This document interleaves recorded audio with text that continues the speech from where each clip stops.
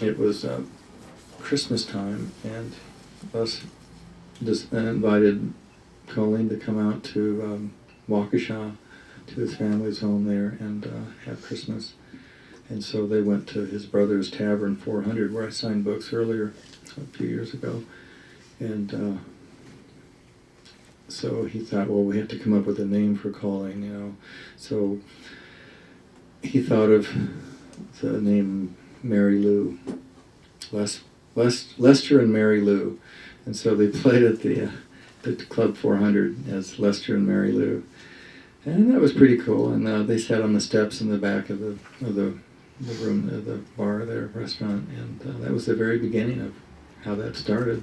And they fell in love. And so then they were coming back across the country together. In Oklahoma, Les was in the back seat resting, and Mary had hit some ice on the road and lost control of the car, which I recently discovered myself driving up in Seattle. You know, and I was snowed in for 3 days and without electricity for a couple of days. And by the time I finally got my car started, after an hour of getting the thermostat freed up, I drove on the ice myself. And I'll tell you, just when you let go of the gas pedal and the car just swerves around, so it's pretty dangerous. So anyway, she lost control of the car, and Les put his arm around her to protect her as the car rolled over down this ravine into a river. It's pretty intense, and so they laid there for hours before they were discovered and rescued.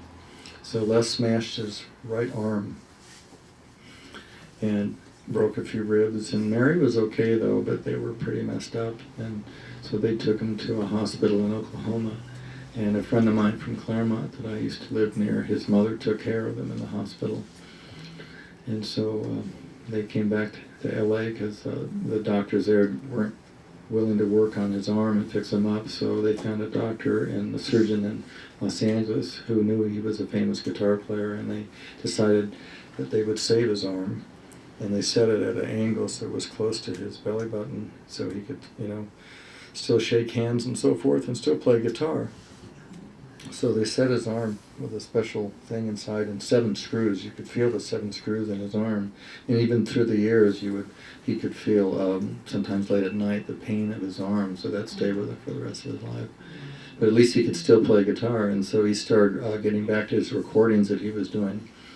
And there was a thing on the radio about his accident and so forth. And so Zeke Manners, who was a piano player and musician, singer, and a member of the new Beverly Hillbillies in Los Angeles, he made a point to go over and visit Les Paul and say hello and bring him blank acetate because he was a DJ.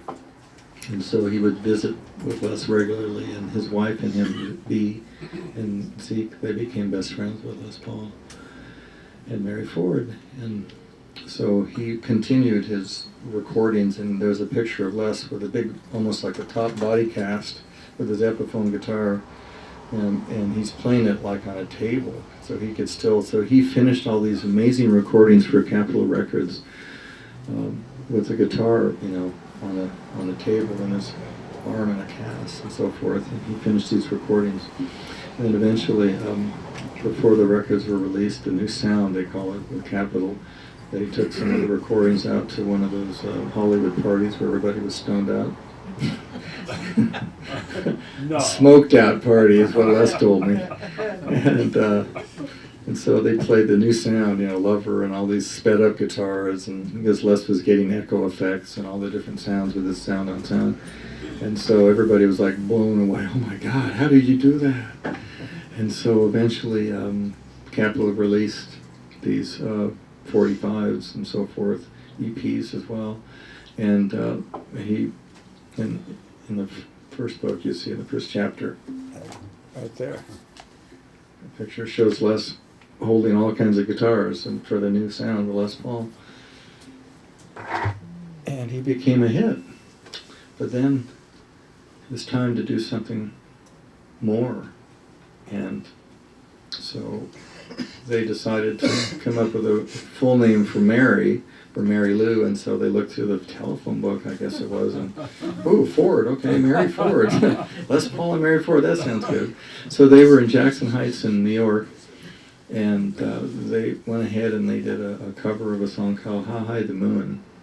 and Zeke was there would be, and it was real hot, and Les was recording Mary with a blanket over her. So they didn't get any sound of all the other, the airplanes going by and everything at the old airport. And so they recorded How High the Moon, and it came out in 1951, which is when I was born, and How High the Moon was a super hit. And her voice, Mary Ford singing, and Somewhere There's Music, How High the Moon. It was an amazing hit, and Les Paul had his lead guitar in there, and they were like huge right there from that point on, and it changed the world. So, and all these guitar players, would like try and emulate Les Paul with his fast licks and so forth. And so, meanwhile, here in Los Angeles or Southern California, Leo Fender had befriended Doc Hoffman, who had developed this vibrola guitar and so forth with Rickenbacker. And so Doc asked Leo if he would build these steel guitars, and they could build some amplifiers. Leo had this PA system that he would rent out around Santa Ana and Fullerton. And so eventually, with George Fullerton on board in '48, they decided, after seeing the Bigsby solid body guitar that Merle Travis was playing on the bandstands, their salesman Charlie Hayes says, "Why don't we have a solid body guitar?" So Leo and George says, "Okay." So they developed what became the Telecaster. It started off as the Esquire prototype in '49, and then '50 they made a run of Esquires and Broadcasters eventually, like the modern day Telecaster. And so Ted McCarty at Gibson said, "Well, these upstarts from California aren't going to get ahead of us here. We're going to go ahead and make our own solid body guitar." And so they started developing this Ranger guitar. First it was a 17-inch solid body with one pickup that Julius Wilson told me about, and then they made the Gibson Ranger guitar, which is a 13-inch solid body with a pickup in the middle like a Les Paul Jr. without a cutaway.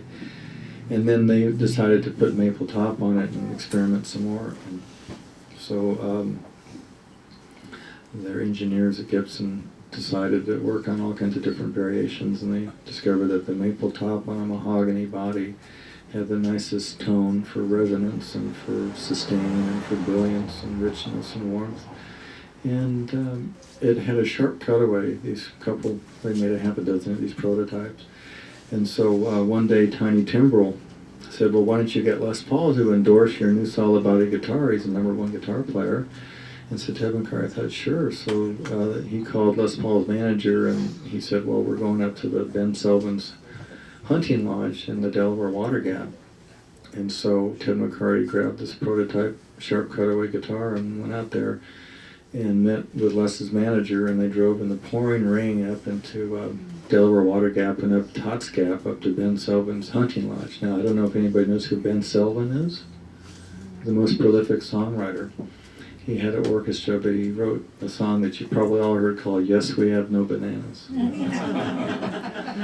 So he had a hunting lodge there, and Les and Mary were recording with Wally. And Wally was their bass player, who later had married Mary's sister, Carol. And so they were up there recording and stuff, and Ted McCarty had this guitar, a Sunburst actually, with two P90 pickups and a sharp cutaway, and showed it to Les and Mary. And Les was playing it at first, sitting downstairs, and Mary was upstairs in the bedroom with a stairwell. And he called out to Mary, "Mary, I think you should come down here. This new guitar Gibson has, I think they've got it. You got to see this."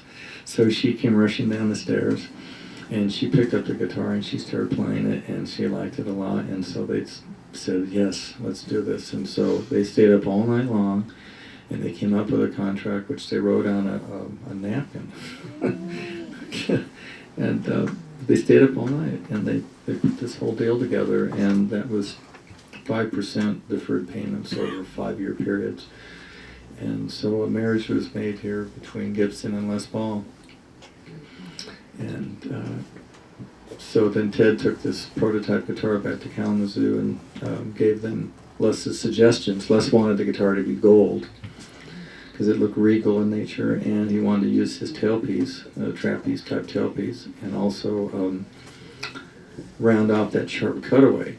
And so Gibson engineers went ahead and worked on it, but they they weren't sure about the bridge and the neck angle and so forth. It was still kind of embryonic at that point. So as they developed the guitar, they were getting a lot of interest in this new Gibson model, the solid body guitar. So in 1952, Gibson produced this guitar. It originally didn't have binding on the neck, but this was what it was, a solid body Spanish guitar.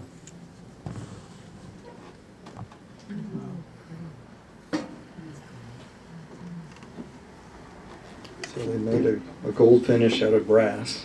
About an ounce of brass they sprayed on the top over the maple to hide the maple. They didn't want people to know that it was a maple top and give anybody an advantage and so forth. And they knew that this arching that is present on the early Orville Gibson mandolins and guitars from the turn of the century was their distinctive flair. And it still had the Spanish guitar shape, and it featured this new Les Paul trapeze tailpiece and their P90 pickups that Walt Fuller had developed a few years earlier, and they rented off this cutaway here so that it wouldn't hit your wrist on it and stuff. And they used their shorter scale for the solid body guitar. But this body shape actually goes back to 1949 with their 3/4 size version of the 175 called the ES-140 model. And so they, for that early prototype in 51, they used that body shape with a sharp cutaway. And then as they finalized this thing, Lou Allers was his name, the Gibson factory, he really had a lot to do with the design.